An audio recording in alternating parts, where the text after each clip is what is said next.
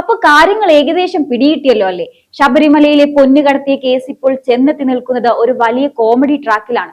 സംസ്ഥാനം നിയമിച്ച പ്രത്യേക അന്വേഷണ സംഘം ഇപ്പോൾ കോടതിയിൽ നിന്ന് കിട്ടുന്ന പ്രഹരങ്ങൾ ഏറ്റുവാങ്ങി തളർന്നിരിക്കുകയാണ്. സാധാരണ മോഷ്ടാക്കളെ പിടിക്കാൻ പുലിയായ നമ്മുടെ പോലീസ് ഉന്നതരുടെ പേരുകൾ വരുമ്പോൾ മാത്രം എങ്ങനെയാണ് എലിയാകുന്നത്? സംസ്ഥാനം ഒരു പ്രത്യേക അന്വേഷണ സംഘത്തെയൊക്കെ വിട്ടിരുന്നു. വമ്പന്മാരെ പൊക്കും, ചങ്ങലയിടും എന്നൊക്കെയായിരുന്നു ബിൽഡപ്പ്. പക്ഷേ ഹൈക്കോടതിക്ക് ഒരു കാര്യം മനസ്സിലായി. ഈ ടീം അന്വേഷിക്കുകയില്ല, മറിച്ച് കേസ് എങ്ങനെയെങ്കിലും കുഴിച്ചു മൂടാൻ കുഴിയെടുക്കുകയാണെന്ന്.